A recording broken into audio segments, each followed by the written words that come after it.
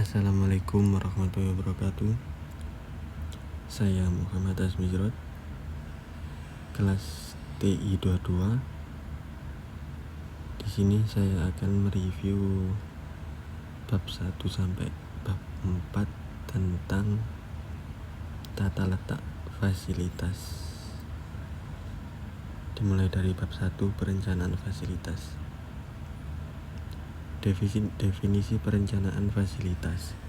Perencanaan fasilitas adalah subjek yang kompleks dan luas yang meliputi beberapa disiplin ilmu spesifik. Sebagai contoh, dalam profesi teknik seperti insinyur sipil, elektro, industri, dan mesin dapat terlibat dalam perencanaan fasilitas. Perencanaan fasilitas yang direncanakan saat ini harus dapat membantu organisasi untuk mencapai supply chain excellence. Supply chain excellence adalah sebuah proses dengan 6 tahap atau tingkatan yang terdiri dari bisnis, jaringan yang baik, visibilitas, kolaborasi, sintetis, dan velocity. Bisnis adalah ketika kita perusahaan bekerja keras untuk memaksimalkan fungsi tujuan dari supply chain: beli, buat, pindah, simpan, jual. Setelah supply chain mencapai visibilitas, maka supply chain dapat bergeser ke kolaborasi yang merupakan tahap keempat dalam supply chain excellence. Setelah tercapai kolaborasi, supply chain harus melakukan proses continuous improvement dari sintetis. Sintetis adalah penyatuan dari semua jaringan supply chain untuk membentuk kesatuan. Sintetis akan membuat jalur lengkap dari pandangan konsumen, dan hasil dari sintetis adalah 1. Peningkatan return of assets, 2. Peningkatan kepuasan konsumen, 3. Mengurangi biaya, 4. Integrasi supply chain. Fasilitas adalah komponen kritis dari jaringan global multilevel yang dibutuhkan dari dalam supply chain excellence. Perencanaan fasilitas yang tepat di sepanjang supply chain memastikan produk akan mengikuti urutan supply chain, yaitu beli, buat, pindah, simpan, jual, untuk kepuasan konsumen akhir. Semua fasilitas dalam supply chain harus mempunyai karakteristik. 1. Fleksibilitas. Fasilitas yang fleksibel adalah kemampuan untuk memenuhi variasi permintaan tanpa perubahan yang signifikan. 2. Modularitas. Fasilitas modular adalah fasilitas dengan sistem yang bekerja sama secara efisien dalam rentang yang luas dari tingkat operasi. 3. Dapat diperbarui. Fasilitas yang dapat diperbarui akan menggabungkan kemajuan dari sistem, peralatan, dan teknologi.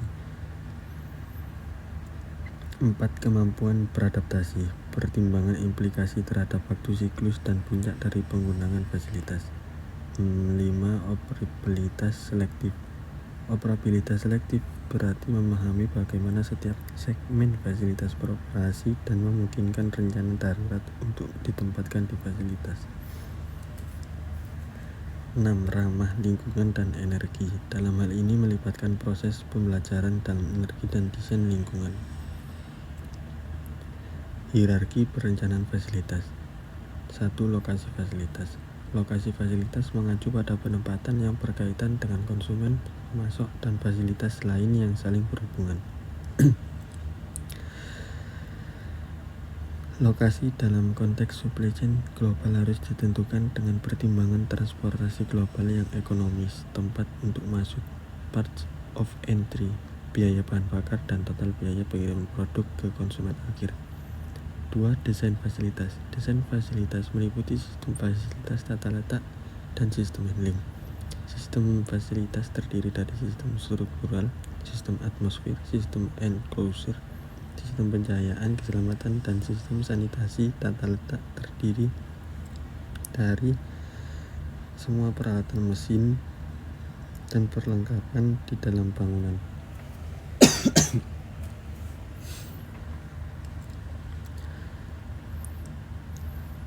Tujuan perencanaan fasilitas. 1. Meningkatkan kepuasan konsumen dengan mempermudah melakukan bisnis, menyesuaikan dengan janji ke konsumen, dan menanggapi kebutuhan. 2. Meningkatkan return of assets. Dengan memaksimalkan perputaran persediaan inventory turn, meminimasi persediaan kadaluarsa, memaksimasi partisipasi karyawan, dan maksimasi continuous improvement. 3. Maksimasi kecepatan dalam memberikan tanggapan terhadap konsumen. 4. Mengurangi biaya dan meningkatkan keuntungan supply chain. 5. Mengintegrasikan supply chain dengan partnership dan komunikasi. 6. Mendukung visi organisasi melalui material handling yang baik, kontrol material, dan pembenahan yang baik. 7. Utilitas orang, peralatan, ruang, dan energi yang efektif. Proses perencanaan fasilitas. Meskipun perencanaan fasilitas bukan ilmu yang pasti, namun dapat dilakukan dengan pendekatan yang terorganisir dan sistematis. Secara konvensional dapat diterapkan proses desain teknik yang terdiri dari 6 langkah sebagai berikut.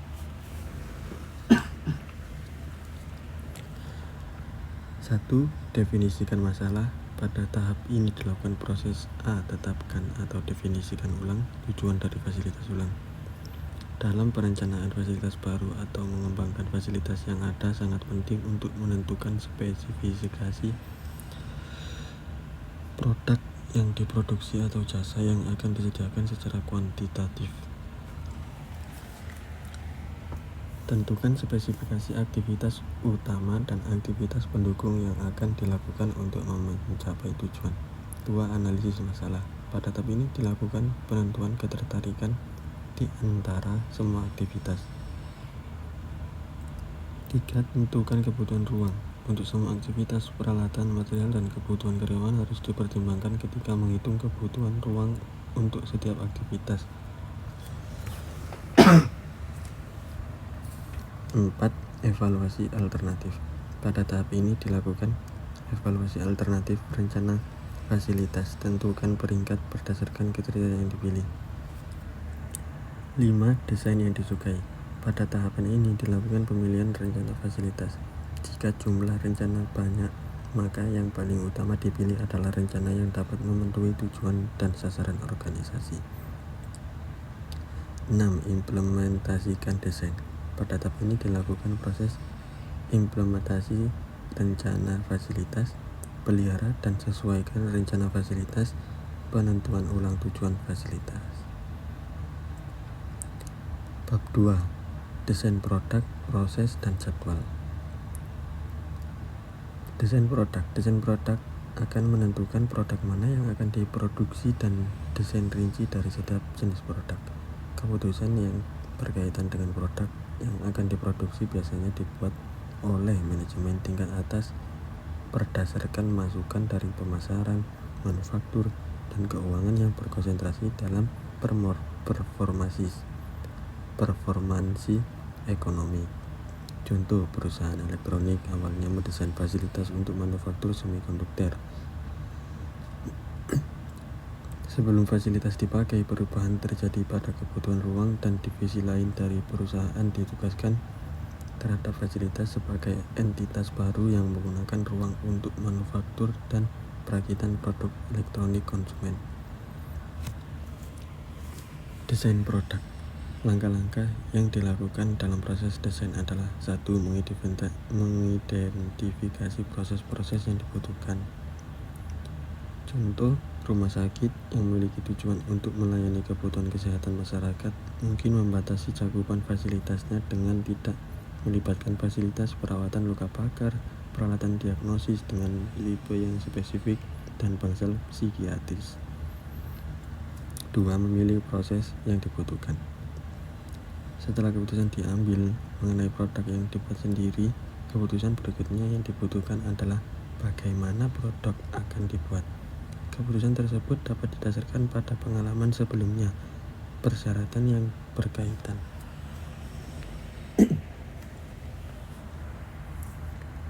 3. Mengurutkan proses-proses yang dibutuhkan. Penyajian urutan proses dapat berupa assembly chart AC yang menunjukkan bagaimana komponen dirakit. B. Operational process chart yang menunjukkan aliran dalam fasilitas termasuk bahan-bahan yang dibutuhkan untuk proses fabrikasi dan waktu operasi. C. Precedence diagram adalah jaringan terarah dan digunakan dalam perencanaan proyek. Precedence diagram menunjukkan nomor komponen di dalam lingkaran dan menunjukkan operasi dan inspeksi.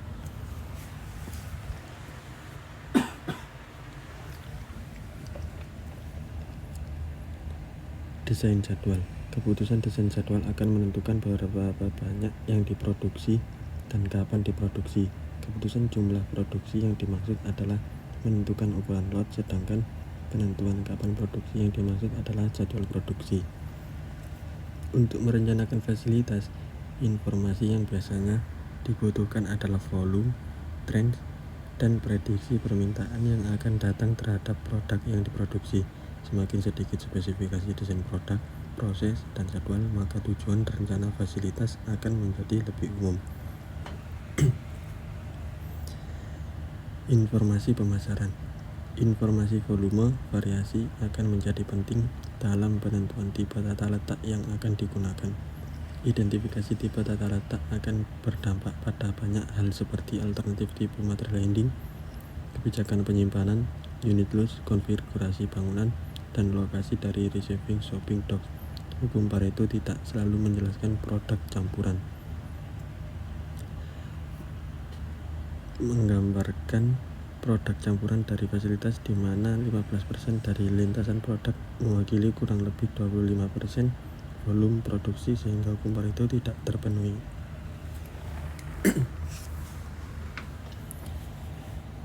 Kebutuhan proses. Desain jadwal akan menentukan jumlah dari setiap jenis peralatan untuk memenuhi jadwal produksi. Spesifikasi dari kebutuhan proses terjadi dalam 3 fase terdiri dari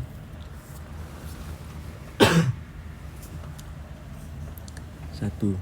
Perhitungan kebutuhan produksi. Estimasi pasar menentukan volume tahunan yang harus diproduksi oleh setiap produk. Untuk memproduksi jumlah yang dibutuhkan, jumlah unit yang dijadwalkan melalui produksi harus memperhitungkan cacat yang dihasilkan dari masing-masing komponen atau operasi perakitan. 2. Perhitungan dengan rework. Kemungkinan untuk pengerjaan ulang rework melibatkan modifikasi prosedur untuk operasi yang berurutan. Contoh sebagai berikut.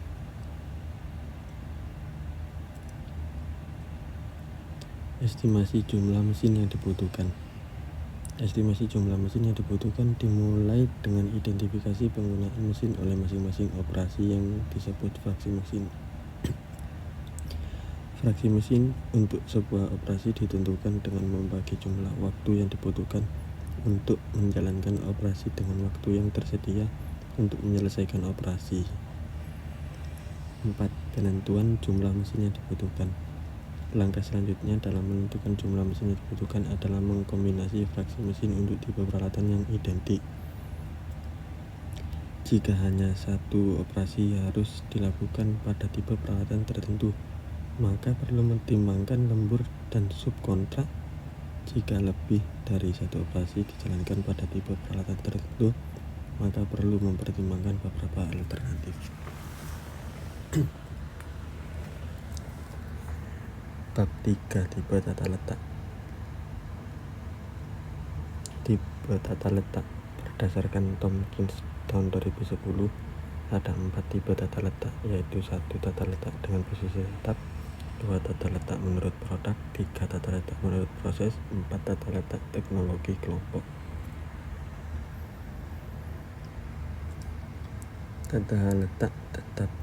Pada tata letak tetap, material atau komponen utama berada di tempat yang tetap, di mana peralatan, mesin, orang, dan potongan material akan dibawa ke material utama. Tata letak ini digunakan jika produk terlalu besar atau sulit dipindahkan. Contohnya adalah pesawat terbang, lokomotif, kapal, dan industri konstruksi.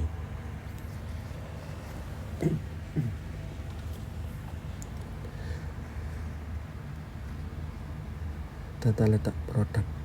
Pada tata letak produk, tata letak didasarkan pada urutan pemrosesan untuk komponen part yang diproduksi pada lintasan. Tata letak produk cocok untuk volume produksi yang tinggi, permintaan besar atau stabil, dan variasi produk rendah.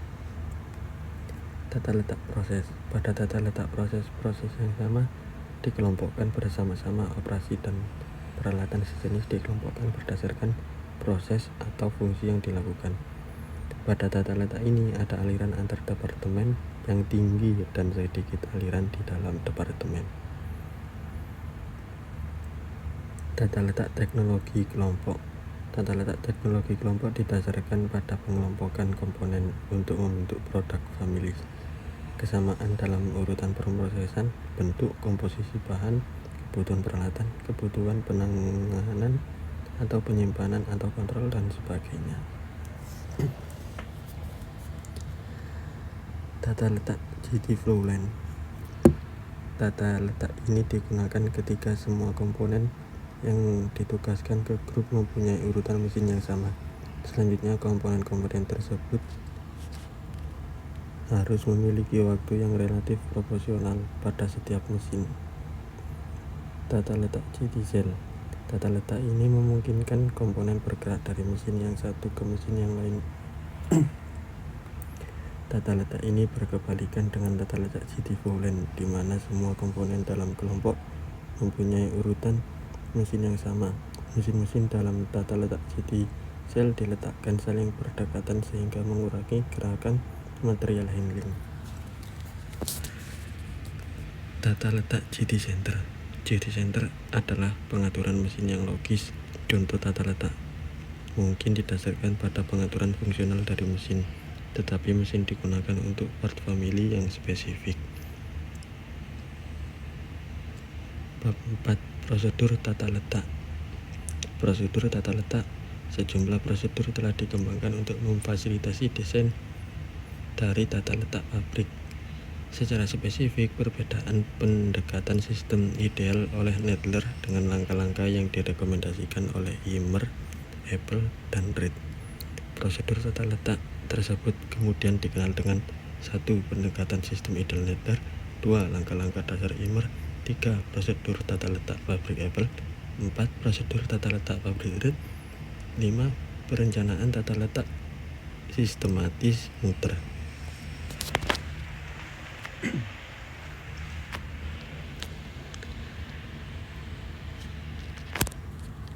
Pendekatan sistem ideal Nadler. Walaupun pada awalnya dikembangkan untuk desain sistem kerja, pendekatan sistem ideal Nadler juga dapat diterapkan dalam desain tata letak pabrik. Meskipun lebih dari sebuah filosofi daripada sebuah prosedur, pendekatan sistem ideal didasarkan pendekatan hierarki terhadap desain yang terdiri dari 4 tahapan, yaitu 1. Bertujuan untuk suatu sistem ideal teoritis, 2. Memiliki konseptualitas sistem ideal utama, 3. Merancang sistem ideal yang dapat diterapkan secara teknologi, 4. Mengimplementasi sistem yang direkomendasikan.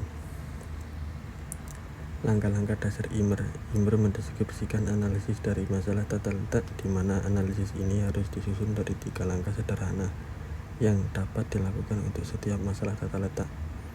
Langkah tersebut yaitu 1. Letakkan masalah di atas kertas, 2. Tunjukkan garis aliran, 3. Ubah garis-garis aliran menjadi lintasan mesin. Ymer mengutip Malik dan Sansonetti, yaitu tata letak pabrik yang baik sebagaimana yang didefinisikan pada Westinghouse Electric Corporation, yang berarti 1. Penempatan peralatan yang tepat, 2. Digabungkan dengan metode yang tepat, 3.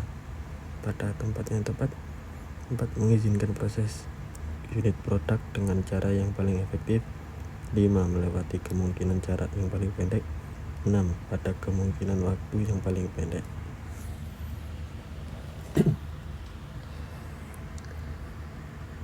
Prosedur tata letak pabrik Apple. Apple merekomendasikan urutan yang rinci yang digunakan untuk mendesain tata letak pabrik, yaitu 1. Pengadaan data dasar, 2. Analisis data dasar, 3. Desain proses yang produktif, 4. Rencanakan pola aliran material, 5. Pertimbangkan rencana umum handling material, 6. Hitung kebutuhan peralatan, 7. Rencanakan setiap stasiun kerja, 8. Pilih peralatan handling material tertentu, 9 koordinasi kelompok operasi yang berhubungan, 10 desain hubungan aktivitas.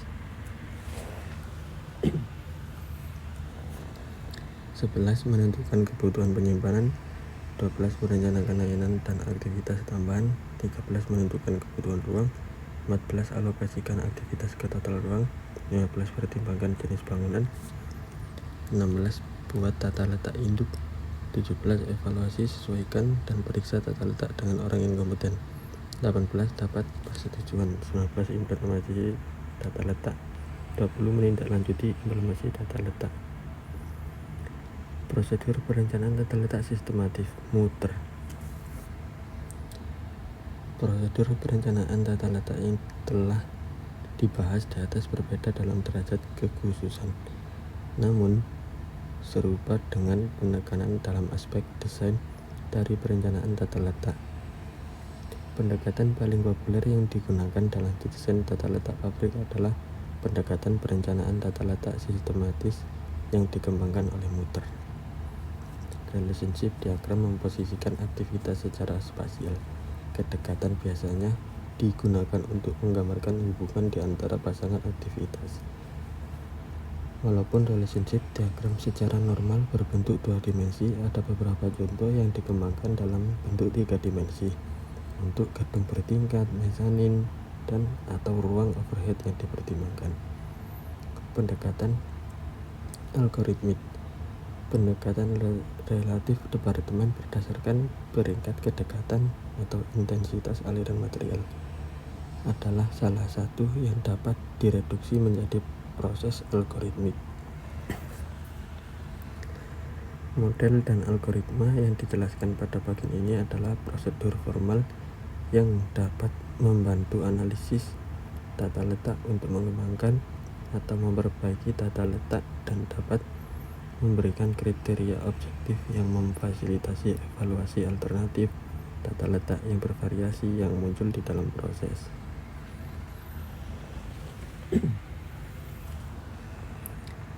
Metode pertukaran berpasangan. Pairwise exchange method adalah algoritma tipe perbaikan tata letak. Algoritma ini dapat digunakan dengan tujuan berdasarkan kedekatan atau jarak. Tujuan distance based yang paling banyak digunakan untuk menyederhanakan akan diberikan contoh ilustrasi pairwise exchange method berdasarkan area departemen yang sama. Metode berbasis grafik. Metode berbasis grafik adalah algoritma tata letak berbasis konstruksi yang berakar pada teori grafik. Metode ini sering digunakan dengan tujuan yang berbasis kedekatan. Ini contoh grafik kedekatan untuk alternatif tata letak blok. Sebelum menjelaskan metode yang digunakan untuk menentukan grafik kedekatan, akan dilakukan beberapa observasi. 1. Nilai kedekatan tidak mencatat jarak namun mencatat hubungan antara departemen yang berdekatan. 2. Spesifikasi dimensi dari departemen tidak dipertimbangkan. Panjang dari sisi-sisi yang berbatasan antara departemen yang berdekatan juga tidak dipertimbangkan. 3. Busur yang tidak berpotongan yang disebut planarity. Grafik yang ditentukan dari relationship diagram biasanya adalah grafik non-planar.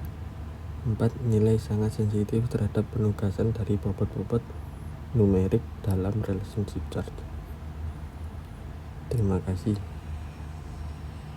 Itu tadi review materi bab 1 sampai bab 4 tentang tata letak fasilitas. Saya Muhammad Asmi Sirot. Mohon maaf apabila ada kurang dalam penyampaian maupun perkataan maupun tulisan. Saya akhiri. Assalamualaikum warahmatullahi wabarakatuh.